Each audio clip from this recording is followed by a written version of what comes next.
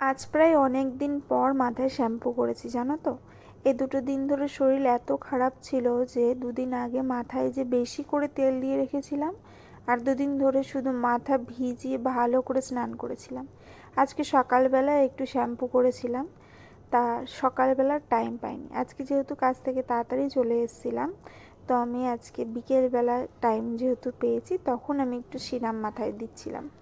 বাইরের ওয়েদারটা না পুরো মেঘলা ছিল, যখন তখন বৃষ্টি নামবে, কিন্তু ঘরের মধ্যে একা একা বসে থাকতেও ভালো লাগছে না।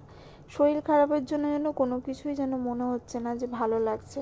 তাই বাইরে বসে বসে একটু বাইরের পরিবেশটাও দেখছিলাম আর মাথায় একটু সিরাম লাগিয়ে নিচ্ছিলাম। এই সময়টা তো বাড়িতে থাকা হয় না বললেই চলে, তো আজকে ছিলাম, বেশ ভালোই লাগছে। এই শরীর খারাপের জন্য জানো তো, দুটো দিন ধরে খুব মন চাইছে যে বাড়িতে যাই, একটু ঘুরে আসি। কত দিন কাউকে এখানে জানো তো খুব ভালো করে রামনবমী হয়। আমাদের ওখানে তো সেরকম রামনবমী আমরা দেখিনি, হয়তো দুই এক জায়গায়, কিন্তু এখানে প্রত্যেকটা জায়গায় রামনবমী এমন হয়, রাস্তায় রাস্তায় র্যালি বেরোয়।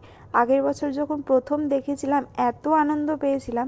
এবছরে অবশ্যই তোমাদের সঙ্গে সেই ভিডিওটা যদি আমি পারি অবশ্যই শেয়ার করব। অন্য সময় তো ফ্রি টাইম পাই না বললেই চলে, আর আজকে ফ্রি টাইম পেয়েছি, কি করব বুঝতেই পারছি না, তাই এদিক ওদিক একবার ঘুরঘুর করছি। আর এত মেঘ করেছিল যে কি বলবো জানো তো, কালকে রাতেও আমাদের এখানে খুব জোরে শিলাবৃষ্টি হয়েছিল। টাইমের মধ্যে আমি যে কত চিন্তা ভাবনা করেছি আমি তোমাদের বলে বোঝাতে পারবো না। আচ্ছা, আমার মতন কারা আছো বলো তো, যারা দুটো দিনের জন্য ভিডিও খুব ভালো মতন পোস্ট করার পর তৃতীয় দিন একদম স্টপ হয়ে যাও?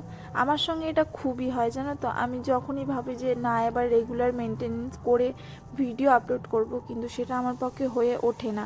তৃতীয় দিন ঠিক আমি স্টপ হয়ে যাই বা আমি কোনো না কোনো কারণে বন্ধ করে দিই।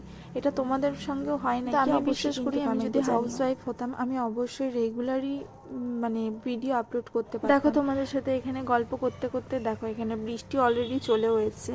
আমি বলছিলাম না এতটা মেঘ করেছে যে বৃষ্টি যে কোনো মুহূর্তে চলে আসবে। আর এদিকে দেখো আমি বাসন টাসন মেজে এখানেই যেহেতু রেখে দিয়েছিলাম, আর বৃষ্টি পড়লে তো ছাদের যে যত ধুলো আছে সব বাসনে আটকে যাবে, তো সেই জন্য আমি তাড়াতাড়ি করে আগে বাসনগুলো। এখনকার সময় তো বোঝাই যাচ্ছে না কি গ্রীষ্ম কি বর্ষা না শীত।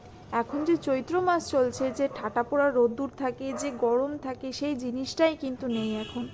কিন্তু চৈত্র মাস এখন আমাদের ওদিকে সব চড়ক পুজোর আয়োজন চলছে হয়তো, আর আমরা এখানে দেখো একা একা পড়ে রয়েছি। এর আগের বছরও জানো তো চড়ক পুজোতে আমরা বাড়িতে যেতে পারিনি, আর জানি না এবছরও যেতে পারবো কিনা, না হওয়ার চান্সটাই বেশি।